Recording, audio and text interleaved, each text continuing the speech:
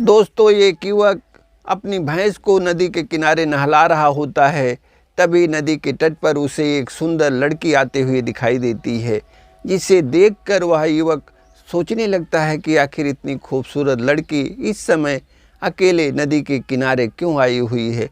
तभी लड़की नदी में छलांग लगा देती है और वह पानी में डूबने लगती है, जिसे डूबता हुआ देखकर युवक उसे बचाने के लिए नदी में वह भी छलांग लगा देता है और लड़की को बचा करके वह बाहर लाता है और लड़की से वह पूछता है कि आखिर आप नदी में कूदकर अपना जान क्यों देना चाहती हैं। वह लड़की युवक से जो बताती है उसे सुनकर आपके भी रोंगटे खड़े हो जाएंगे। हेलो दोस्तों, आदाब, नमस्कार। मैं हूँ एस.आर. सागर। आज आपको उत्तर प्रदेश के जौनपुर जनपद की यह सच्ची कहानी सुनाने जा रहा हूँ। दोस्तों, संजना अपने माता पिता के इकलौती बेटी थी जो इंटर सेकेंड ईयर में पढ़ रही थी। उसका जब बोर्ड का परीक्षा आया तो उसका सेंटर घर से काफ़ी दूर चला गया, जिसकी जानकारी उसने अपने माँ को दिया। तो उसकी माँ ने कहा कि कोई बात नहीं है, तुम्हारे मौसी का लड़का है जिसे मैं बुला लूँगी और वह मोटरसाइकिल से तुम्हें परीक्षा दिला देगा।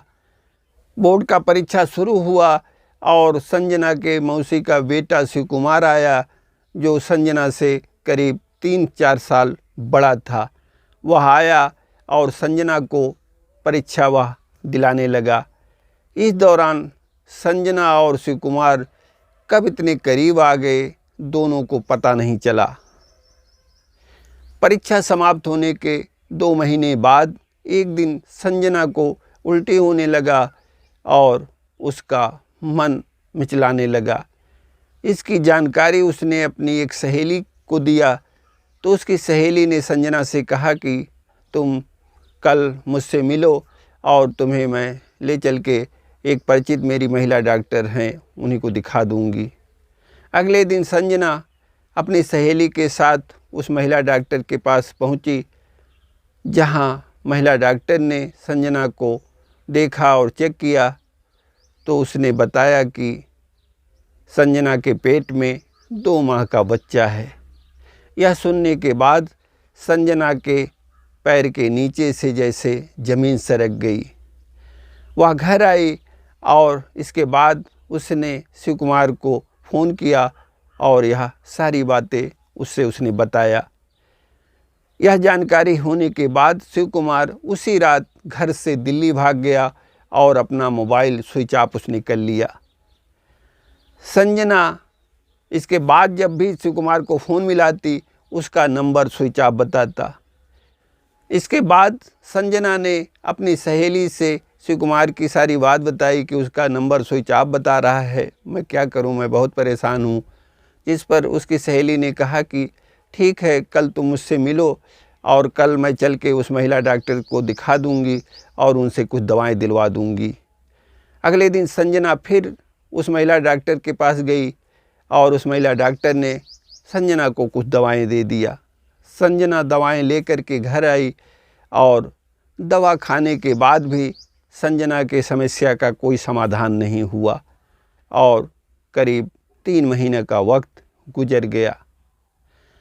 फिर संजना के समझ में कुछ नहीं आ रहा था कि वह क्या करे क्या ना करे।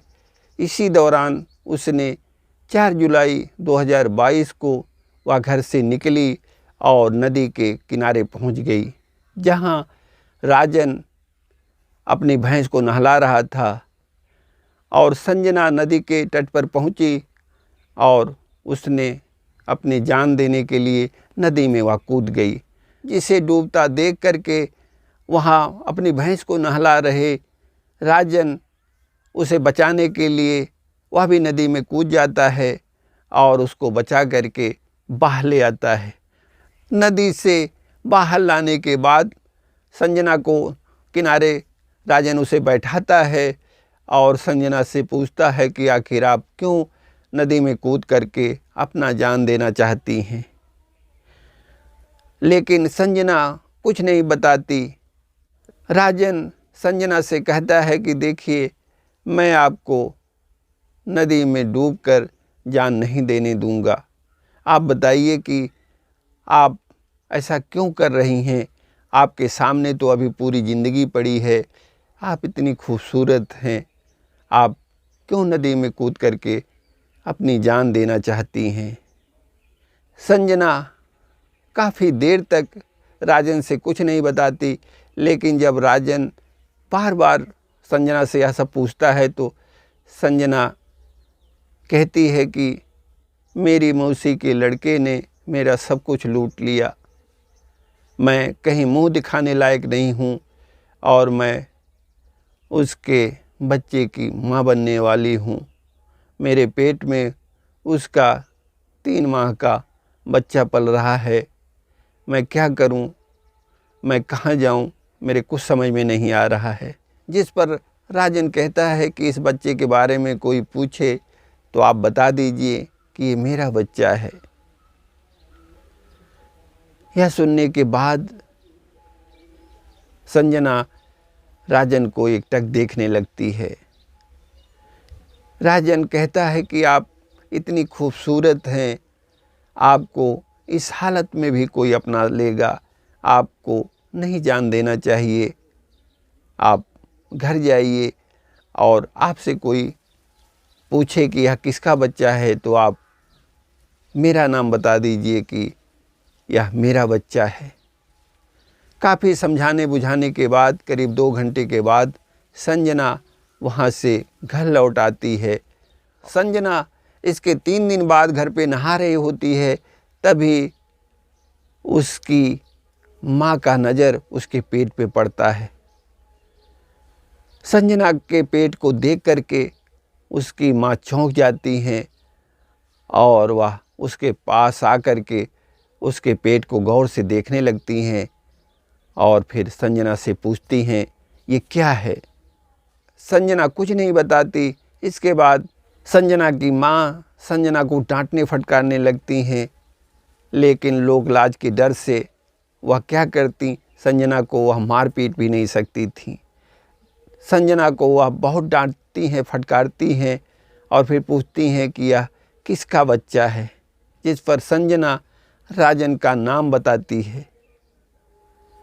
अगले दिन संजना और संजना की माँ राजन के घर पहुंच जाती हैं और उसके माँ से संजना की माँ कहती हैं कि बहन जी, आपके बेटे ने मेरी बेटी के साथ ये सब किया है और इसके पेट में 3 माह का बच्चा आपके बेटे का पल रहा है।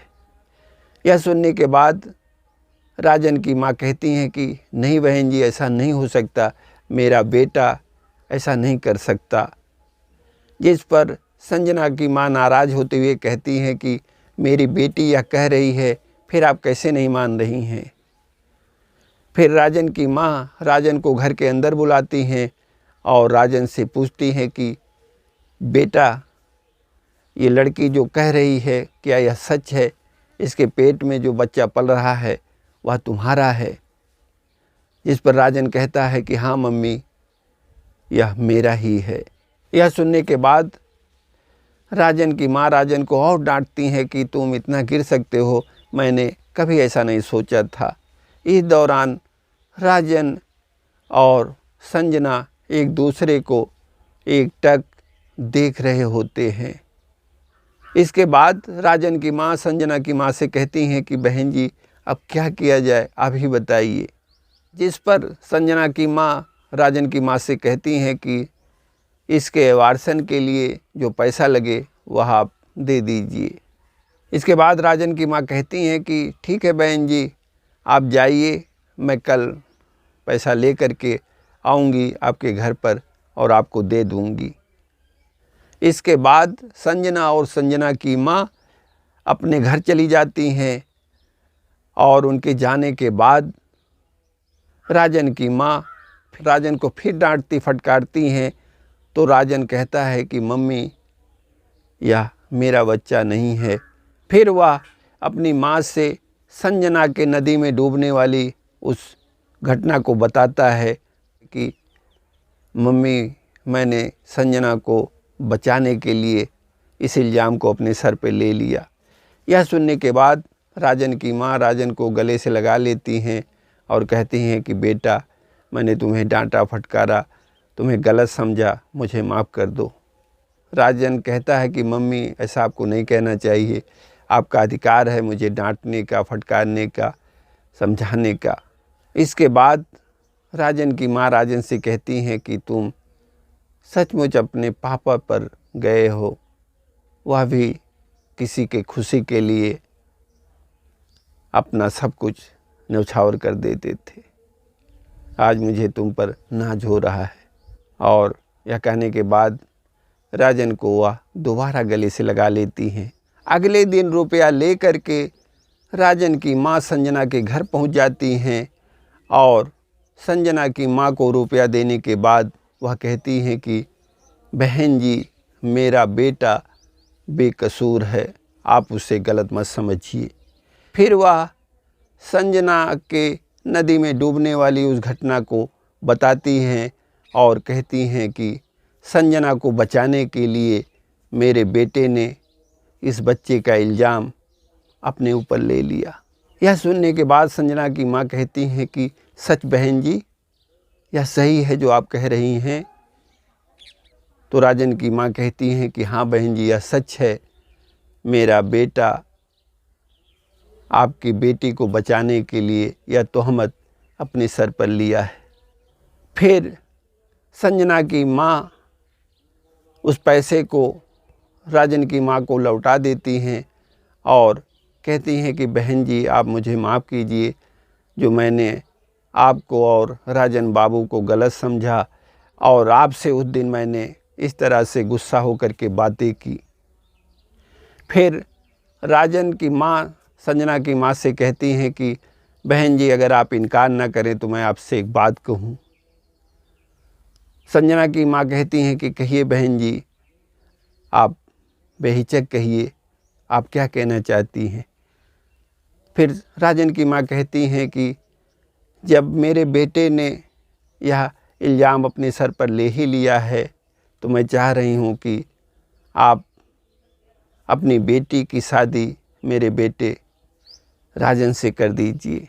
यह सुनने के बाद संजना की माँ राजन की माँ से लिपट जाती हैं और कहती हैं कि बहन जी, आपके बेटे ने मेरी बेटी को डूबने से बचाया और आपने मुझे डूबने से बचा लिया, नहीं तो मुझसे कितना बड़ा पाप हो जाता जो अभी कोख में पल रहा है। इसके 2 महीने के बाद संजना और राजन की धूमधाम से शादी हो जाती है और शादी होने के बाद संजना और राजन खुशहाल ज़िंदगी जी रहे होते हैं। और इसके 3 महीने के बाद इनके घर में एक परी जैसी नन्ही सी बेटी पैदा होती है, जिसका नाम संजना और राजन मंदाकिनी रखते हैं। ये कहानी आपको कैसी लगी कमेंट में अपनी राय दीजिएगा।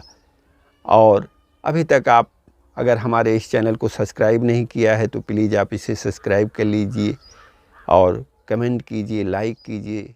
जय हिंद।